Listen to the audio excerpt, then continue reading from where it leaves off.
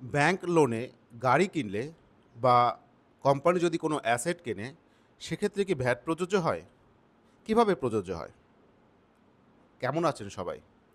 আশা করি সবাই ভালো আছেন, সুস্থ আছেন। আমাদের অনেকের মধ্যেই একটি কনফিউশন আ থাকে যে আমরা যদি কোনো ব্যাংক থেকে বা ফিন্যান্সিয়াল কোনো ইনস্টিটিউশন থেকে যদি কোনো গাড়ি বা কোনো অ্যাসেট ক্রয় করি, সেক্ষেত্রে ভ্যাটের বিধিবিধান কেমন হতে পারে? চলুন আমরা এ সম্পর্কে একটু জেনে নেয়ার চেষ্টা করি। একটি কোম্পানি তার নিজস্ব প্রয়োজনে গাড়ি বা যেকোনো অ্যাসেট ক্রয় করতেই পারে এবং বেশিরভাগ ক্ষেত্রেই কোম্পানিগুলো সাধারণত ব্যাংক লোন বা ফিন্যান্সিয়াল কোম্পানি হতে লোন নিয়ে গাড়ি ক্রয় করে থাকেন বা অন্যান্য সম্পদ ক্রয় করে থাকেন। গাড়ি ক্রয়ের ক্ষেত্রে তিনি কিভাবে ভ্যাট পরিশোধ করবেন বা কাকে ভ্যাট পরিশোধ করবেন, এটা নিয়ে অনেকের মধ্যেই একটা কনফিউশন দেখা যায়।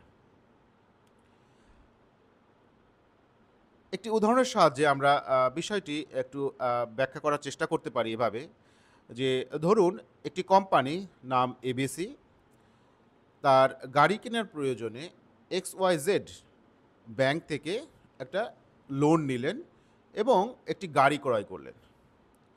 এ সকল ক্ষেত্রে ওই গাড়িটি কিন্তু ওই কোম্পানির নামে অর্থাৎ এবিসি কোম্পানির নামে রেজিস্ট্রেশন হয় না, যতদিন পর্যন্ত না লোনের অর্থ পরিশোধিত হয়।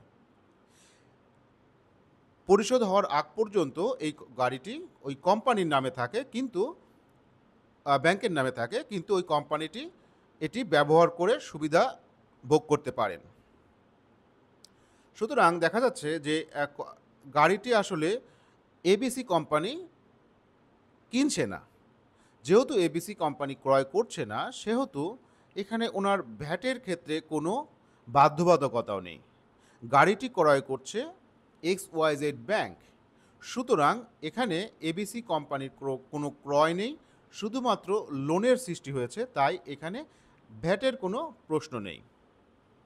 এখন ওই ব্যাংক যদি উৎপাদনকারীর নিকট হতে 15% ভ্যাট চালান সহ ক্রয় করে থাকে, তাহলে এখানে উৎসে ভ্যাট কর্তনের কোনো বাধ্যবাধকতা থাকবে না।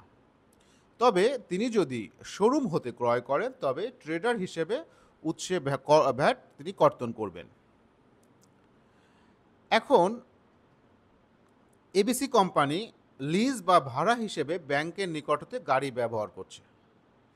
এক্ষেত্রে তিনি কিভাবে তার কমপ্লায়েন্স মেইনটেইন করবেন? ভ্যাট আইনের ধারা ২-৬১ বলা হয়েছে, এরূপ ব্যবহারের অধিকার প্রদান সরবরাহের অন্তর্ভুক্ত হবে এবং ভ্যাট প্রযোজ্য হবে।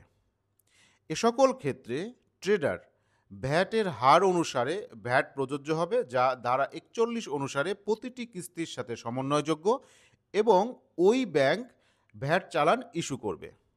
অর্থাৎ আমরা যে প্রতি কিস্তি এর অর্থ ব্যাংকে প্রদান করছি, সেই প্রতিটি কিস্তির সাথে ভ্যাটেরও একটা অংশ থাকবে এবং আ ওই প্রতিটা কিস্তির সময় ব্যাংক একটা নির্দিষ্ট চালানপত্র ইস্যু করবে, যেখানে ভ্যাটের পরিমাণ সহ কিস্তির পরিমাণ উল্লেখ থাকবে। তবে বাস্তবে আমরা সাধারণত এটি দেখতে পাই না। এ সকল ক্ষেত্রে ব্যাংক পুরো ভ্যাটটা যোগ করে একবারে পরিশোধ করে থাকে।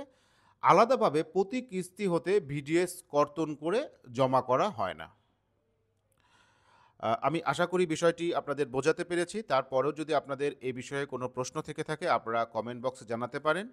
আমি চেষ্টা করব আপনাদের প্রত্যেকটি প্রশ্নের উত্তর দিয়ে সহযোগিতা করার জন্য। ভালো থাকবেন সবাই, সুস্থ থাকবেন। ধন্যবাদ সবাইকে।